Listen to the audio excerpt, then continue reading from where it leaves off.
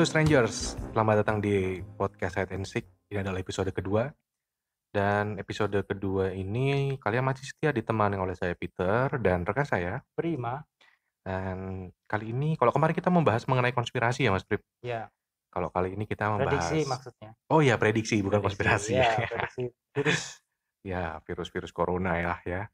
Dan hari ini kita mendatangkan sesuatu yang berbeda. Kita membahas mengenai crime case. Ya, kasus kriminal. Ya, yang hari ini kita angkat yang deket-deket aja ya, yang di Ya, Indonesia yang aja di ya. Indonesia. Tapi ini kasusnya kasus legend nih, kasus besar Legend. Udah lama banget. di masanya. Iya bener. Legend di masanya. Ya. Eh kita akan membahas tentang kasus pembunuhan dukun AS. Dukun AS. Apa AS nih Mas? AS ini bukan salah satu negara ya. Jadi bukan dukun yang berasal dari AS gitu. Donald Trump Ini jadi AS ini gitu. ini inisial nama. Iya. Namanya AS itu adalah Ahmad Suraji. Ya.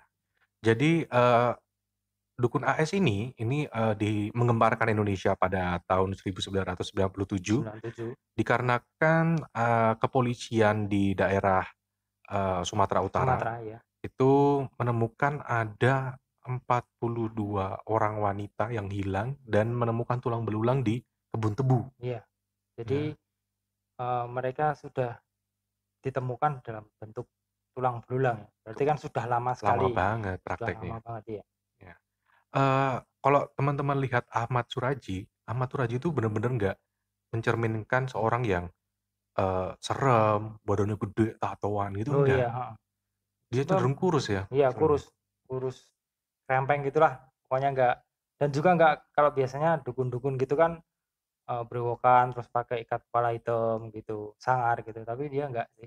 Iya, jadi Dia biasa aja maksudnya, enggak jangan ada. kalian pikirkan Ahmad Suraji itu kayak Limbat gitu. Oh Enggak, beda iya. banget. Beda banget, beda banget.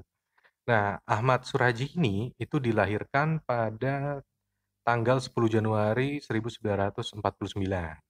Dia ini anak pertama dari dua bersaudara pasangan Jogan dan Sarte. Ayahnya dia ini meninggal pada saat dia masih umur 7 7 bulan loh Mas. bulan. Dan memang ayahnya ini adalah seorang yang bisa dibilang dukun juga gitu. Jadi Suraji ini memang keturunan anak dari seorang dukun. Jadi kalau dia jadi dukun sih ya menurut saya wajar karena memang orang tuanya dukun juga. Iya, kayak pepatah ya. Buah Buah jatuh jatuh. tidak jauh dari selokan gitu. Tidak jatuh jauh dari pohonnya. Ya. Dan ini Ahmad Suraji itu awalnya namanya bukan Ahmad Suraji Oh ternyata. siapa ini? Nama aslinya Sugimin. Sugimin. Ya, Sagimin, Sagimin. Sagimin, sorry, Sagimin. Sagimin. Ya, Indonesia banget ya kan namanya. iya namanya Indonesia banget. Dan dia itu juga punya alias nama ternyata. Namanya dia tuh jadi Ahmad Suraji alias Sagimin alias Alias Nasib Nasib Kelewang. Kelewang. Jadi namanya dia itu Nasib dikarenakan pada saat dia kecil tuh dia tuh pernah tercebur ke sumur waktu itu. Iya. Cebur ke sumur dan selamat, guys. Tapi kenapa namanya nggak selamat ya? Iya nggak tahu sih, mungkin karena memang biar nasibnya selamat terus. Iya, benar. Nasib. Nasibnya mujur. Ya. Aduh nasib. Atau mungkin nasib ini artinya memang selamat ya, saya juga nggak tahu sih. Siapa tahu Ya, di daerahnya itu nasibnya artinya selamat. artinya selamat mungkin. Iya. Bisa jadi, bisa jadi. Dan sejak apa namanya dia tuh umur 12 tahun tuh diberi julukan kelewang tuh gara-gara sering mencuri lembu Iya, dan kemana-mana tuh membawa kelewang kelewang. katanya.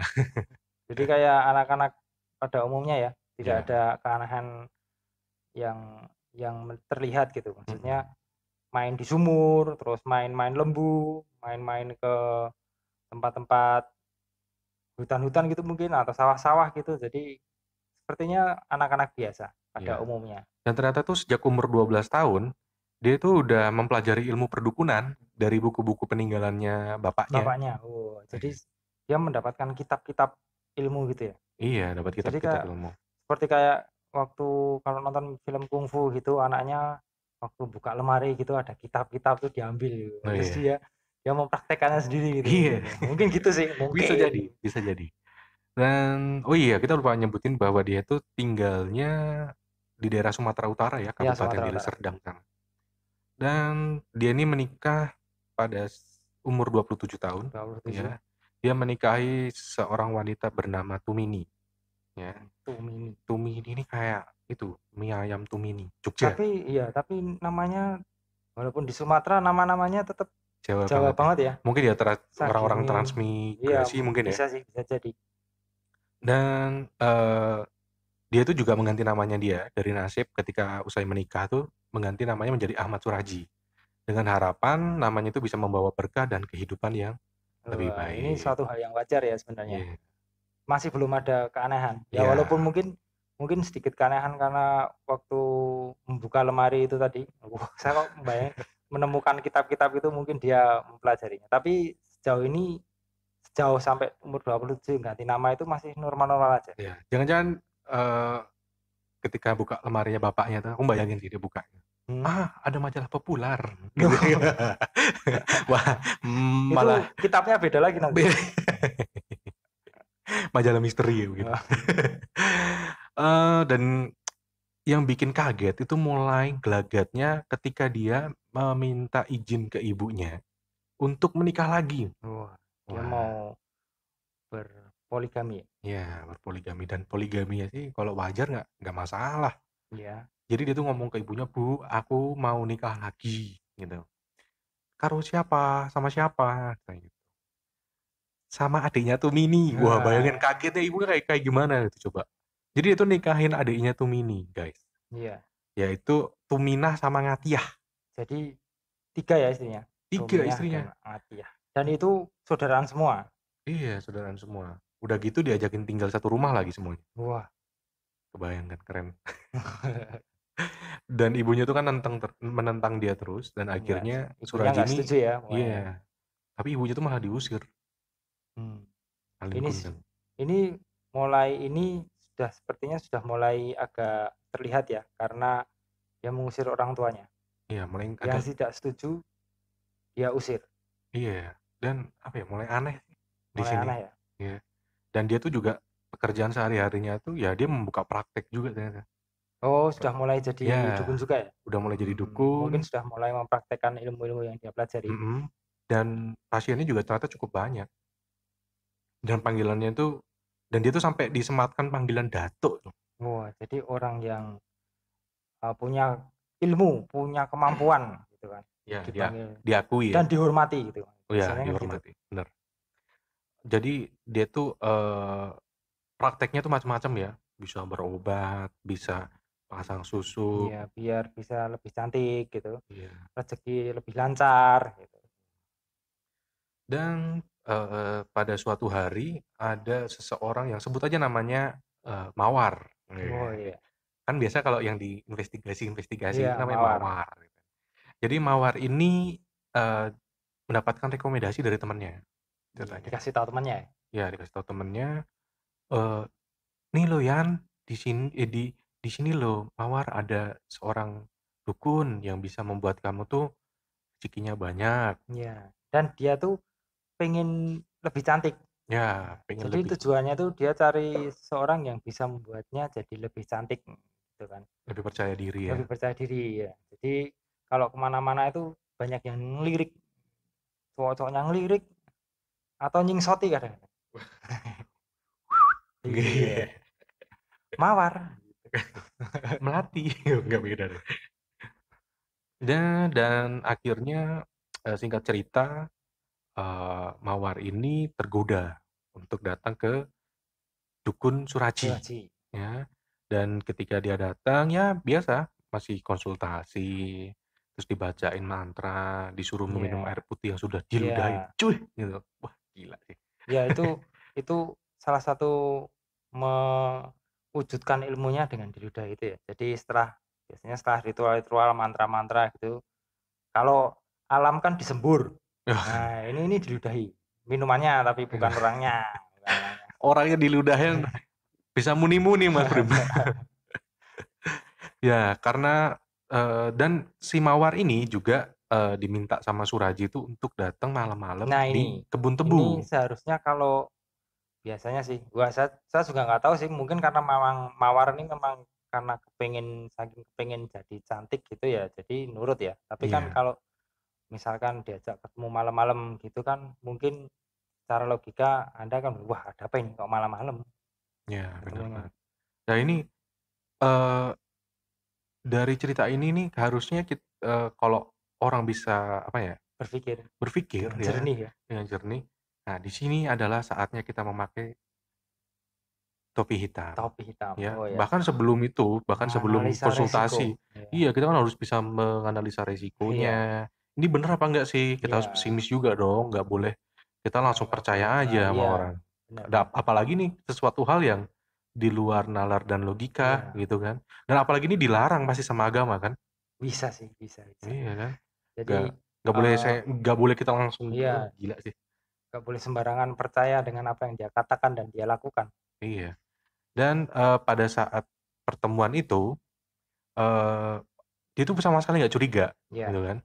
Dia datang akhirnya malam-malam, eee, dan dia tuh diminta untuk, apa namanya, melepas semua pakaiannya. iya. Oh ini di anu ya, kejadiannya udah pindah ya, jadi di ladang tebu ya? Iya, ini Di ladang dia tebu. udah sampai di ladang Sudah tebu, diajak ke ladang tebu, ya dan di ladang tebu tuh tempat yang sepi dan gelap. ya Suradi tuh bilang, "Mawar, kamu harus melepaskan semua pakaianmu supaya mantra-mantra ini dan, Bisa semua ritualnya ilmunya ya, ya bisa masuk ke seluruh tubuh kamu dengan dengan sempurna. sempurna." Nah, Oh, setelah dia bilang seperti itu, akhirnya si Mawar menuruti. Awalnya dia ragu-ragu, akhirnya dia ngikutin tuh. iya, Dia ngikutin, dia mulai ngelepasin, dan mantranya tuh mulai dibacain. Sampai akhirnya, ada sesuatu yang unik. iya. Dan ini mulai Mawar mungkin mulai ngeh ya, atau mulai sadar gitu. Jadi sesuatu yang aneh itu waktu dia menggali tanah. Jadi mempersiapkan lubang hitam tanah yang agak gede gitu dan kemudian si Mawar disuruh masuk. Itu seperti kalau orang Jawa bilang itu ke topo pendem. Jadi dipendam sampai sebatas leher gitu. Oh, Jadi tubuhnya masuk atau kalau, ngebayangin yang lagi biasanya ke pantai, mhm. rekreasi ke Oh, pantai itu iya kan iya. mainan di pasir itu kan, Iya iya dikubur iya. sampai badannya cuman kelihatan kepalanya. Ini juga tapi ini ritual, ini bukan mainan di pantai. Ini ritual untuk kepengen cantik katanya. Iya. Dan, si si Mawar ini Mawar, udah bener-bener, apa ya, semakin curiga, iya, dan tiba-tiba si Surajin langsung membekap tubuhnya, jadi tubuhnya si kayak Mawar. kayak dibuat agar, apa, tidak bisa melawan gitu ya. Iya, tidak bisa melawan, dan si Mawar tuh takut karena takutnya kayak dia mikir, "Ah, apa ini aku mau diperkosa ya?" Dia Iya, bilang gitu. karena kan memang sudah nggak pakai baju. Iya, dan akhirnya, eee, Suraji ini berhasil didorong oleh si Mawar ke dalam Iya, lubang galian, mhm, dan begitu bebas, dia langsung pakai baju yang seadanya aja, iya, terus dia kemudian langsung bergegas untuk kabur dan, apa namanya, akhirnya dia pulang, tapi dia nggak menceritakan kasus iya, ini ke kan siapa-siapa. dia dia pasti juga merasa takut dan mungkin merasa itu suatu hal yang tidak pantas untuk diceritakan gitu kan. Iya, dan wah ini parah sih aku bilang. Ini yang menjadi mindset kita yang selalu salah, kita selalu menjustifikasi entah kasus perkosaan atau apa pun itu, korban itu bukannya mendapat simpati tapi malah, apa ya, Dihujat juga malah ya, dihujat juga gitu kan, kasihan sebetulnya. "Lah salah sendiri ngapain ke dukun-dukun?" Wah, gitu Iya, kan. ya kita harus bisa lebih, apa ya, ya memang dia salah gitu kan, Iya, tapi kan, eee, kita juga harus melindungi korban dong. ya mungkin pada saat itu dia berpikir bahwa satu-satunya jalan, ya apapun masalahnya ya, satu-satunya jalan dia mungkin ke situ, ke dukun. Karena mungkin di sana zaman dulu juga nggak ada tempat facial, belum ada gitu kan, tempat spa gitu belum ada, terus kemudian untuk kelas-kelas kepribadian biar percaya diri naik gitu kan ya belum ada gitu Iya, kan ya. benar Jadi benar. mungkin dia, wah biar cantik dan percaya diri, jadi ke dukun gitu. Iya, benar. Dan, kasus ini mulai terbongkar itu pada tanggal 27 April 1997, 97, ya, di Dusun Aman Damai, dilanda kehebohan waktu itu, iya. ya, ada seseorang menemukan mayat wanita tanpa busana di ladang tebu. Nah, kembali di ladang tebu ya. Jadi dia Iya, itu beraksinya itu di ladang tebu. yap, Jadi kalau Kakak sedikit ngasih gambaran gitu kan, di desa saya itu, di daerah ya di desa saya lah, tempat simbah saya itu, kalau pas malam-malam dilewat yang di sawah-sawah tebu itu memang tempatnya jadi gelap banget gitu kan.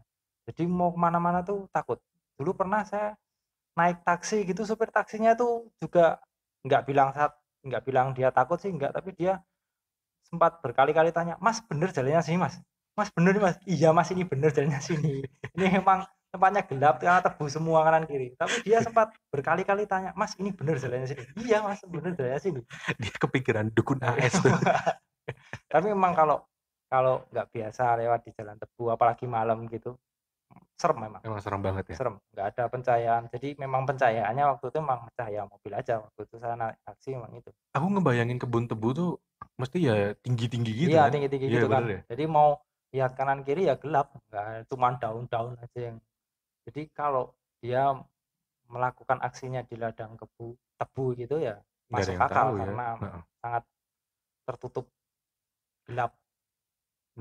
Iya iya iya. Oke oke, jadi punya gambaran nih aku. Iya, Dan, ini kita lanjut lagi, ini, yang menjadi suasana tambah panas waktu itu Mas Prim, ada warga bernama Sri Kemaladewi, usianya 21 tahun menghilang, iya. sudah selama 3 3 hari hari. ya, dan dikhawatirkan mayatnya itu tuh adalah si Sri Kemaladewi itu, ya. Mmm, Dan ternyata setelah dilakukan penyidikan oleh polisi, ya, eee, mayat tersebut memang adalah mayat Dewi, mmm, si ya. Kamaladewi ya? Ya, dan sebelum menghilang, Dewi ini sempat dikabarkan tuh bertengkar dengan suaminya. Iya, jadi kepolisian sempat berpikir bahwa yang membunuh atau itu terjadi karena pertengkaran antara suami istri dan pelakunya adalah suaminya, gitu kan. Sempat Iya, berpikir seperti itu. dan juga, ternyata sebelum kasusnya Dewi ini terungkap, beberapa tahun sebelumnya tuh juga pernah ditemukan mayat yang sama, mayat-mayat wanita di ladang tebu tersebut, Mas Bram. Iya, Dan kasus tersebut tuh ternyata terpaksa dihentikan karena memang buktinya kurang, iya, tidak ya ada kan? bukti apa-apa gitu kan. Iya, dan kasus ini mulai bener-bener ada benang merahnya adalah ketika polisi Ketahuan, menarik benang merah, benang merah, ya, iya. benang merah bahwasanya semua orang yang dikabarkan hilang itu Itu pasti ada sebelumnya udah hubungan. pernah Iya, ke tempatnya Pak Suraji. singgah ke Pak Suraji ya, iya. Iya, Berarti bisa dibilang hampir atau itu memang semua itu adalah pasien-pasiennya Pak Suraji yang iya, atau pernah berhubungan dengan Pak Suraji. iya, Pinter dan ya, itu detektif kita tuh juga luar biasa ya, iya, nggak kepolisian kita tuh luar biasa ya. iya, nggak kalah sama Detektif Conan. Iya, Dan juga, ketika polisi menggeledah rumah Suraji, awalnya dia juga menolak menolak untuk diperiksa segala macam oh dan jelas sih, berkelit ya ya. itu cara dia menutupi perbuatannya sih. Dan dan akhirnya polisi pun memaksa untuk menggeledah rumah dan di sana ternyata ditemukan sejumlah pakaian dan perhiasan wanita, salah satunya milik Dewi. Wah, ini kan karena memang Dewi yang baru saja ditemukan, Mhm, eee, maksudnya kasusnya yang masih baru kan, jadi dia mungkin entah lalai atau entah apa, Dewinya masih meninggalkan jejak di rumahnya. iya.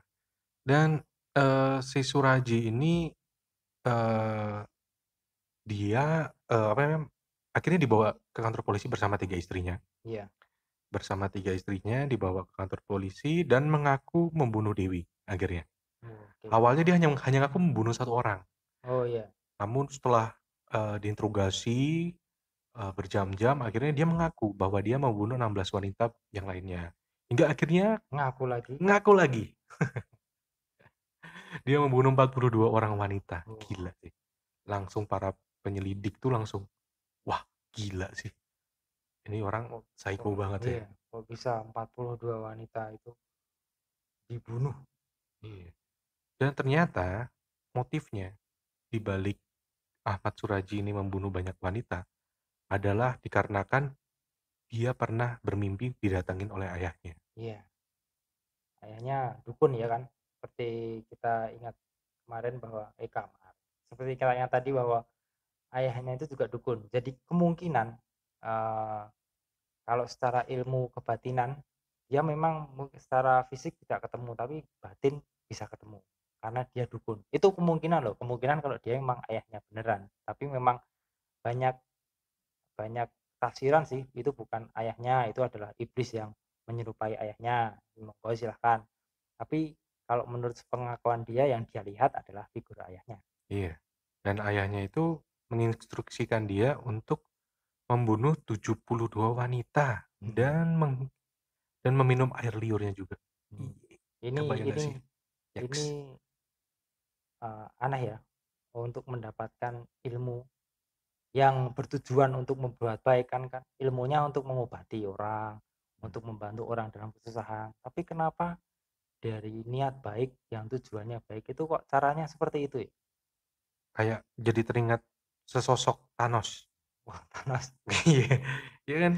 Dia Dia menjentikan memusnahkan jarinya, iya, memusnahkan untuk membuat dunia lebih untuk kemudian damai. lebih baik gitu ya? Ya kayak Oh ya. Nagato, Madara Uchiha gitu ya. Wah, ketahuan nih, wibu. Eee, dan si Ahmad Suradji ini melakukan pembunuhan berantainya tuh mulai dari tahun 1986 sampai 1997. 97. Gila 10 tahun, hampir 10 tahun. Itu tapi ini ya, keluarga-keluarga dari 42 wanita itu yang baru tersadar atau yang baru ketahuan baru si Kamaladewi ya? Yang lain-lain mungkin mungkin mencari tapi memang tidak menemukan jejaknya ya? Iya, Karena bisa yang jadi. ditemukan sudah kerangka ya? Iya, Kemarin itu udah kerangka-kerangka. kerangka Sulit banget untuk diidentifikasi ya.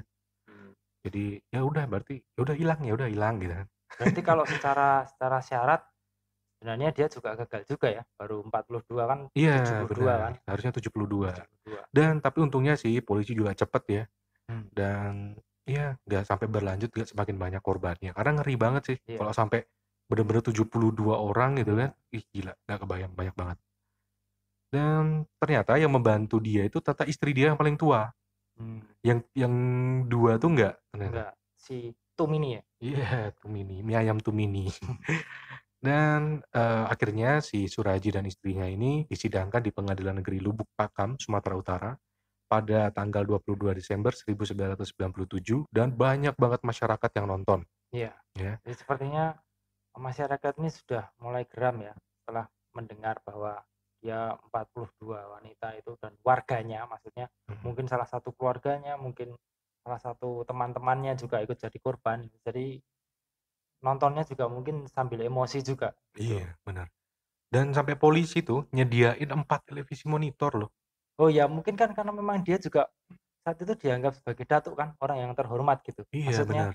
dia dukun yang memang Dipandang. dipandang ya kan, Iya. mungkin sudah selama ini mungkin ada yang berhasil sembuh, mungkin ada yang berhasil Mhm. usahanya gitu, tapi kok ternyata di balik itu ada 42 korban yang sudah dia bunuh, Iya.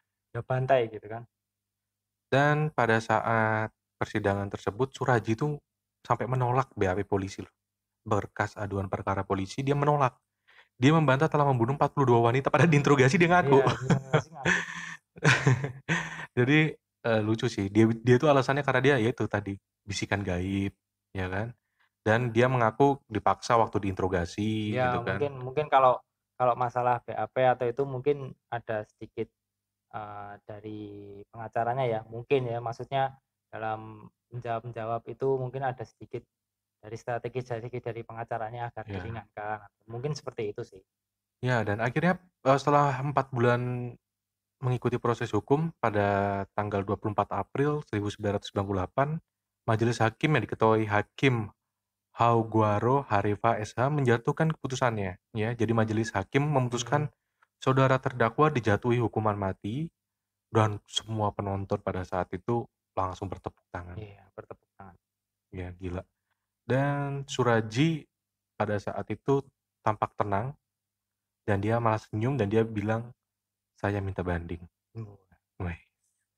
Dan, juga, eee, ibunya yang sempat dia usir tuh juga mendukung Oh iya, anaknya. waktu waktu itu ibunya masih hidup ya? Iya, Waktu masih di hidup. sidang itu ya? Iya, iya.